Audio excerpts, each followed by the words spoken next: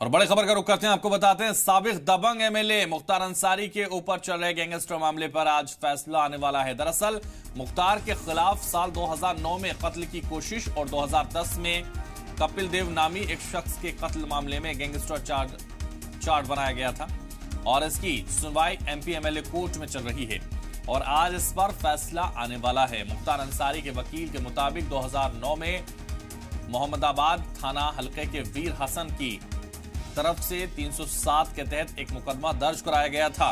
इसमें मुख्तार अंसारी नामजद मुल्जिम नहीं थे, बल्कि तहकीकात के दौरान 120 बी में उनका नाम जोड़ा गया। इस मामले में दोनों फरीक की बहस पूरी हो चुकी थी और इस केस में मुख्तार अंसारी बरी भी हो चुके हैं। तो आपको बता दें, मुख्तार के खिलाफ गैंग चार्ट में सुनवाई, आज इस पर फैसला आएगा।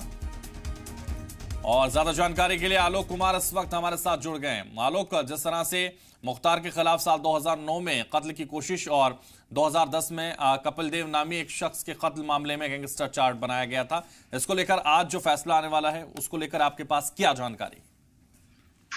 जी, मैं बता दूं कि 2009 में वीर द्वारा जो है एक मुकदमा दर्ज किया गया था 307 का, जिसमें मुख्तार अंसारी को 120 बी के तहत मुकदमा दर्ज कराया गया था, आरोपी बनाया गया था। वहीं 2010 में सुवापुर करंदा थाना क्षेत्र के सुवापुर गांव के रहने वाले कपिल देव सिंह हैं, उनकी हत्या हुई थी। उस हत्या के मामले में मुख्तार अंसारी को 120 बी के तहत जो है आरोपी बनाया गया था। हालांकि इन दोनों मामले में मुख्तार अंसारी और जो आरोपी हैं वो लोग बरी हो चुके थे, लेकिन उन दोनों मामलों को मिला के जो है गाजीपुर में गैंगस्टर का मामला चार्जशीट बनाया गया।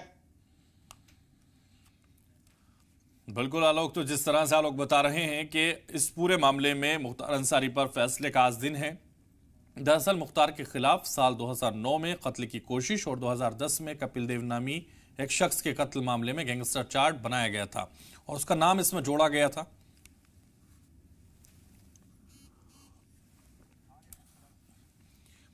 आलोक हमारे साथ लगातार बने हुए। आलोक, मुख्तार अंसारी को लेकर यह आज फैसला आने वाला है, इंतजार किया जा रहा है, इसको लेकर बताइए हमारे दर्शकों को।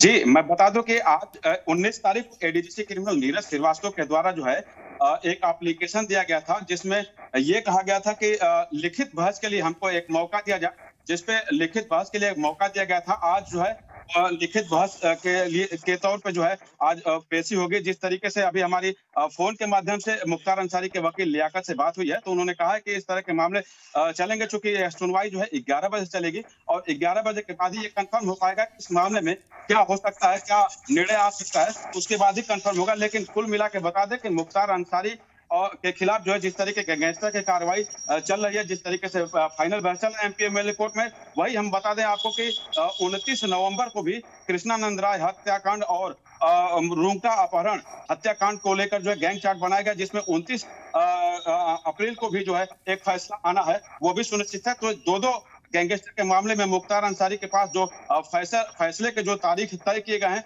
वो निश्चित तौर से आएंगे, लेकिन आज का जो फैसला है वो क्या आता है ये भी एक देखने वाली बात होगी। फिलहाल इस पे हम लोग भी नजर बनाए हुए हैं। एमपी एमएलए कोर्ट में 11 बजे के बाद जो है इस पे कार्रवाइयां शुरू होंगी। जी।